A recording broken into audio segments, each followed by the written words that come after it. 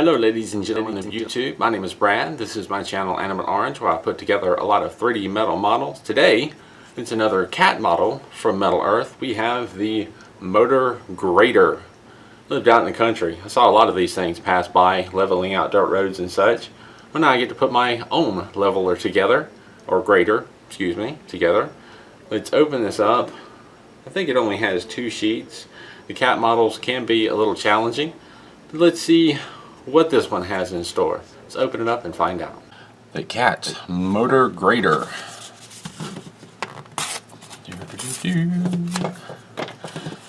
And inside we have 1, 2, 3 metal sheets in total, and 2 pieces of paper for the directions, instructions, assembly flowchart, whatever you want to call it. I'll open up the first piece of paper, and we've got what we usually have: cat logo, the Metal Earth title, the line drawing of the model sitting on a sheet, the 360 view, the QR code to get to it, or the web address. We have a sample part down here about with the pointing at the excuse me, we have a sample part down here where it points at the insertion tabs, insertion holes, and fold lines, so you kind of know what those are and what they're about. They'll note that needle nose pliers are helpful for assembly. The newer part of the legend, when you see the E pointing at a part, is pointing at the engraved side or the engraved section. NE is non-engraved, which is not always as obvious as you think. Sometimes there will be engraving on the non-engraved part, but it's not detail for the kit. It's maybe engraving to help it fold or curve or bend better.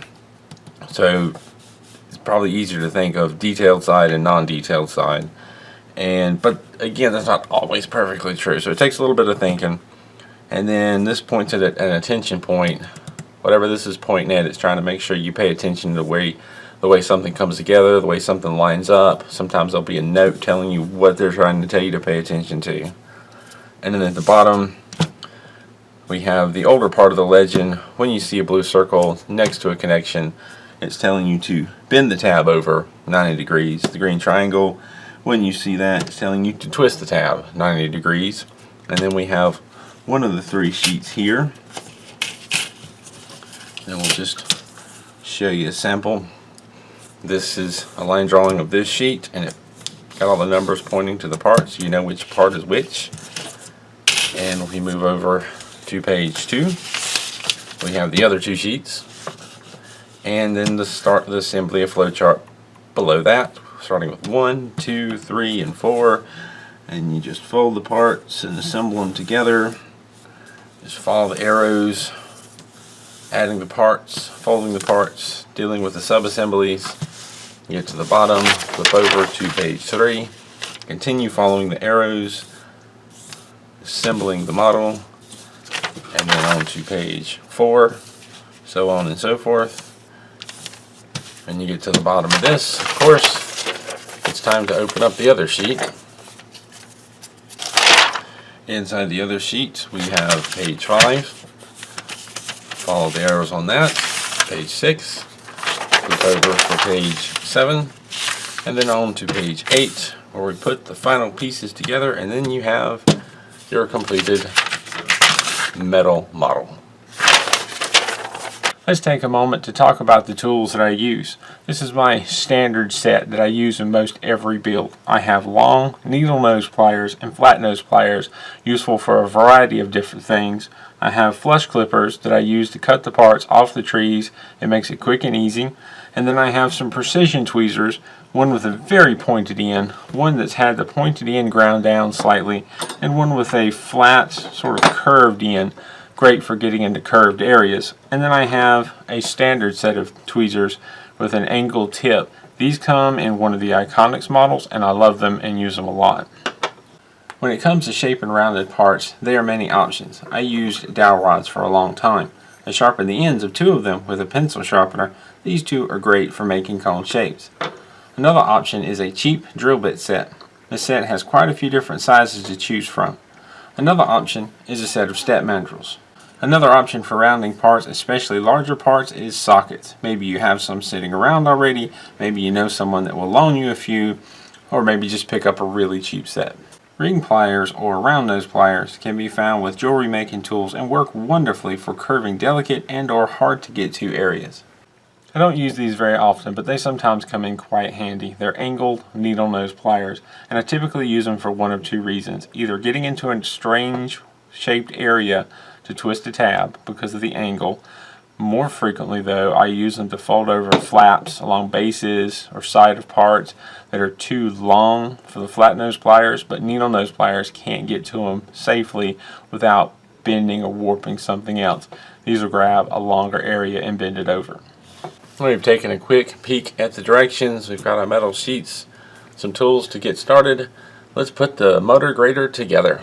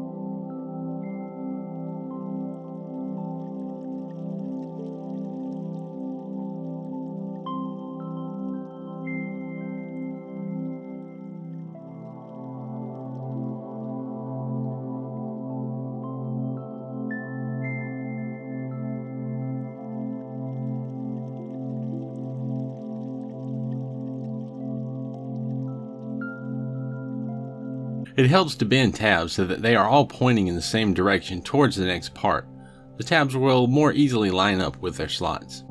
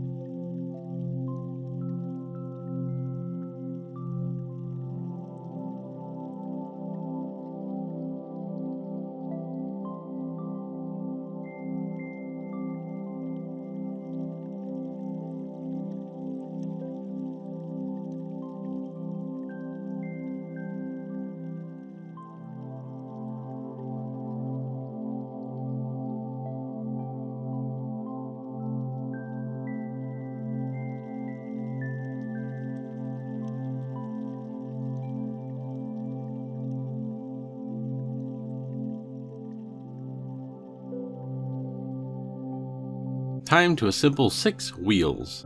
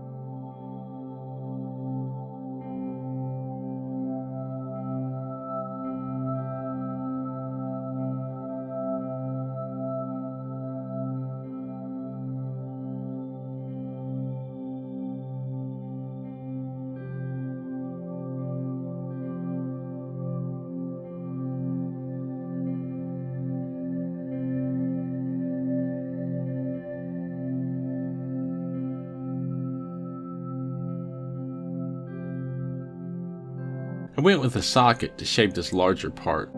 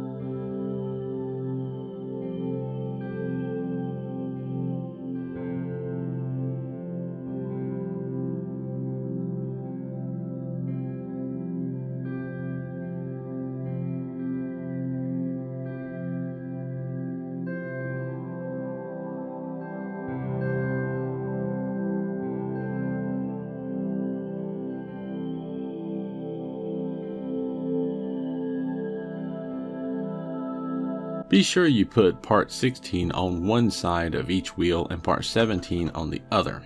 There is a slight difference.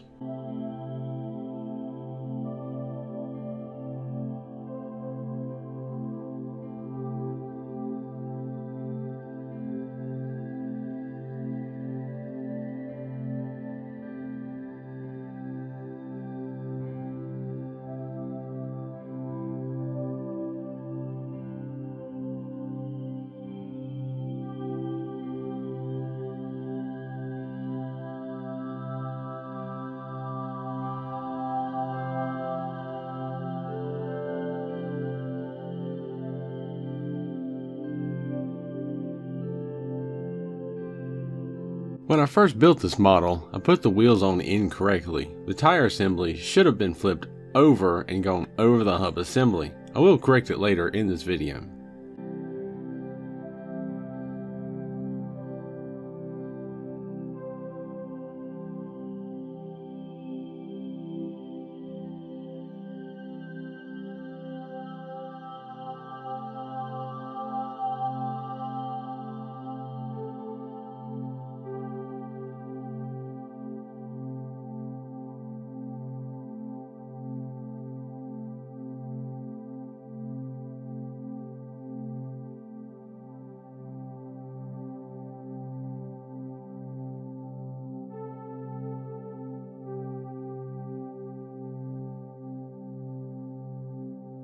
I am forming a small curve here by using the tweezers to bend a little, then move down the part, bend a little more, move down, bend a little, move down, bend a little, over and over until I reach the end and have formed the curve.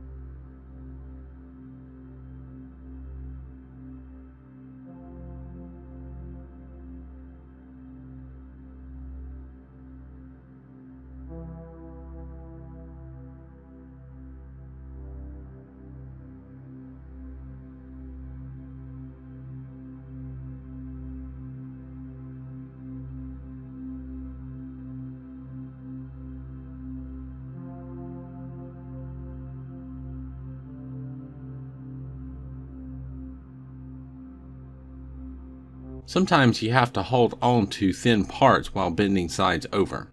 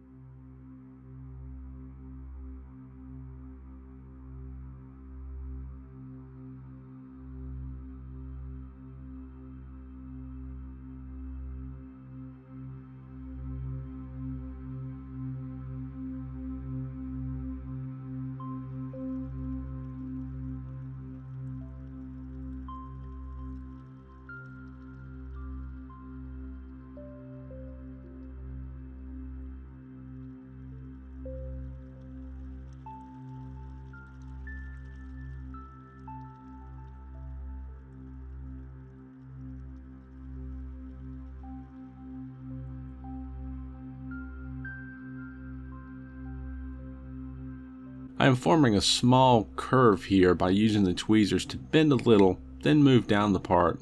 Bend a little more, move down, bend a little, move down, bend a little, over and over until I reach the end and have formed the curve.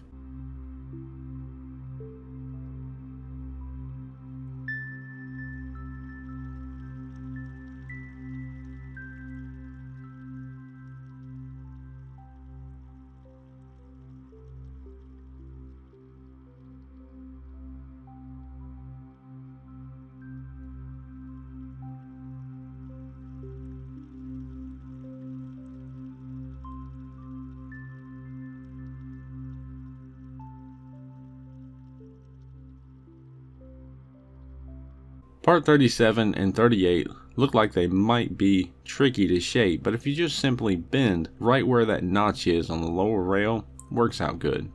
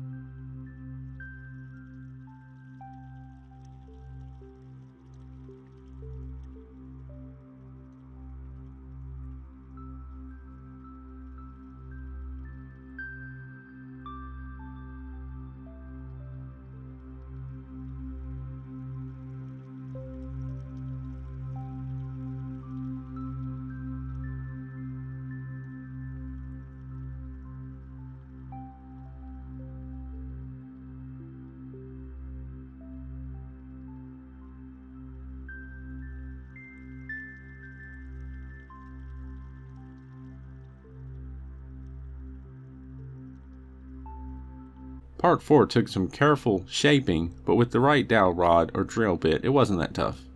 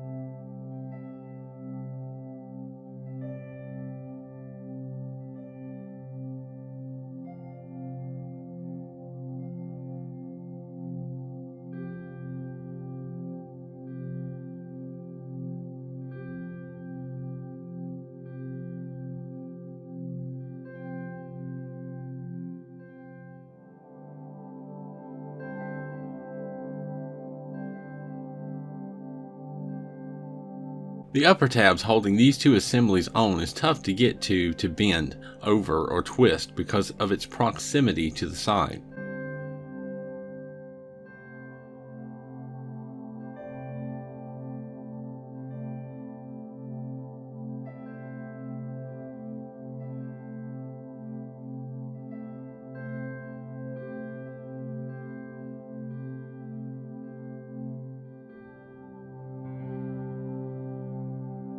It took a bit more work than I am showing here to get these two sections connected together.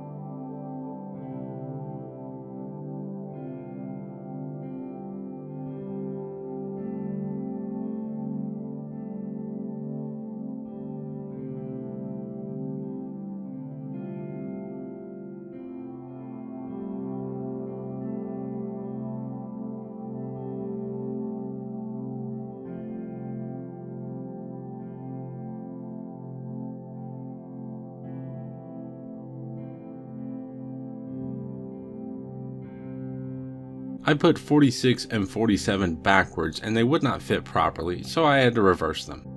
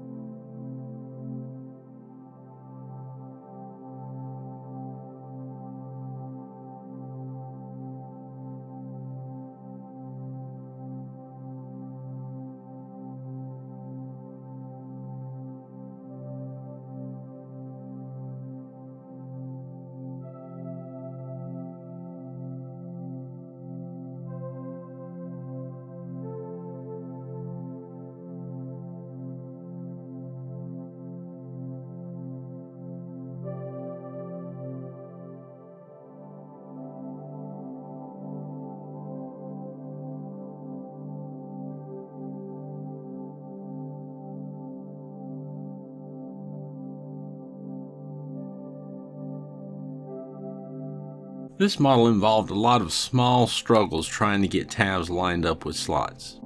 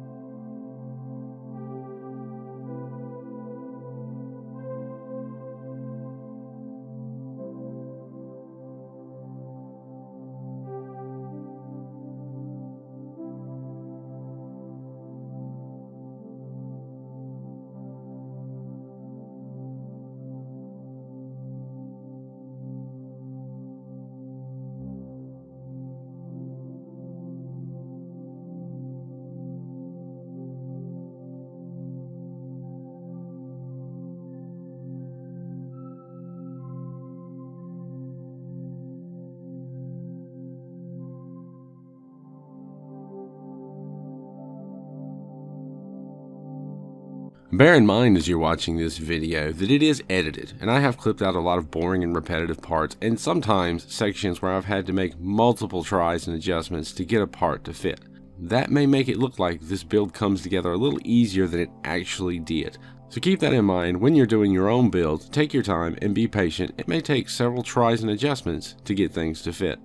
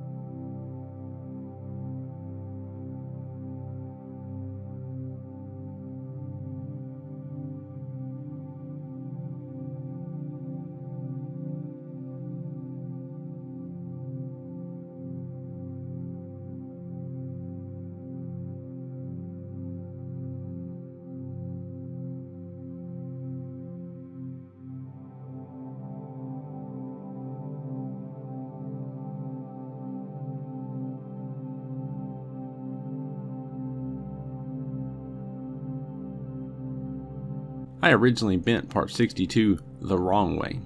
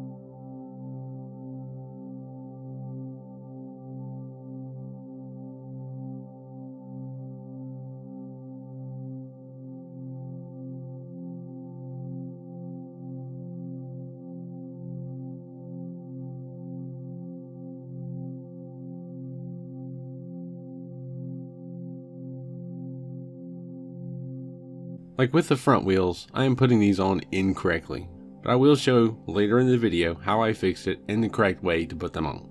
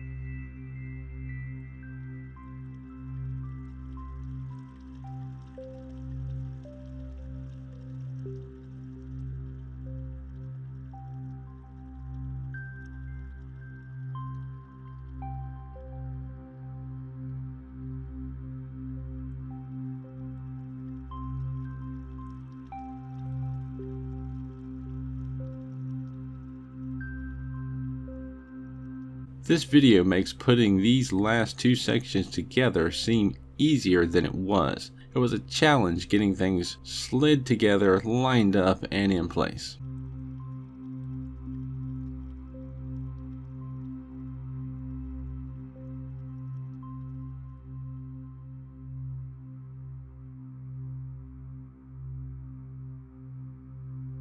After finishing the build, it was then pointed out to me I had the wheels incorrect. I carefully pulled off the outer part of the wheel so I could easily see inside to untwist the inner tabs and remove the rest of the tire. Then, reassemble the tire to put it back on.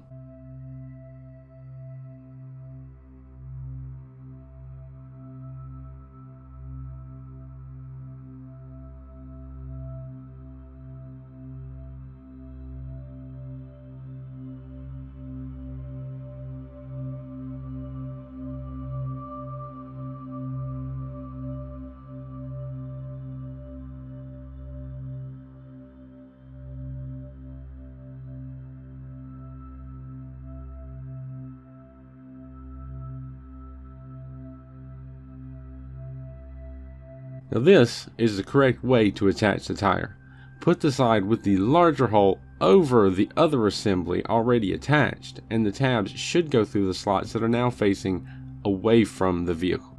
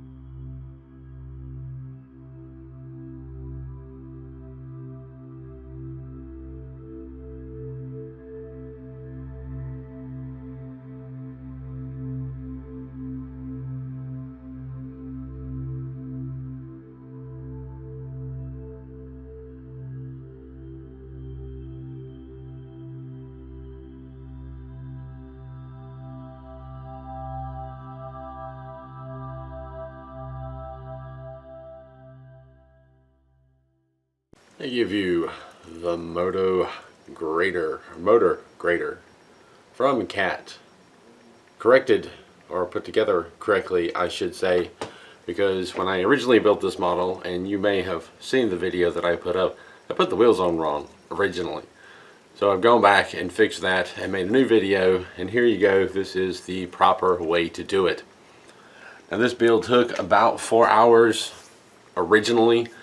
I say originally because had I put the wheels on the correct way, it would have taken about 4 hours. I had on some time for me to correct it, probably 20 minutes right there, but it took me 4 hours to do the wheels the first time incorrectly. Had I done them correctly, it would have taken about the same time, if not the same time. This build really didn't feel like it was 4 hours long. It kept me busy, it kept me a little bit challenged, but it wasn't hard. It wasn't really difficult. It was just interesting and challenging, and you end up with a really neat model. So if you're into the Cat models, definitely build this one. It's going to take you some time. It'll be well worth it, especially if you love those kind of things. I am not a big Cat fan. I don't dislike them, but it's a really neat model. I've learned a little bit, like, you know, what it's supposed to look like, and I enjoyed the build. So definitely add this to the collection. If you like building these models, do it. If you like Cat models, give it a shot. I would suggest, if you're just doing this for the Cat models, maybe you get a little practice somewhere else first, but you don't necessarily have to do that. I'll leave it at that. If you have any questions or comments, as always, feel free to leave them down below. If you like these videos, you want to see them keep coming, consider becoming a Patreon. Check out the link to my Patreon in the description down below and at the end of this video. Thank you for watching, and keep on keeping on.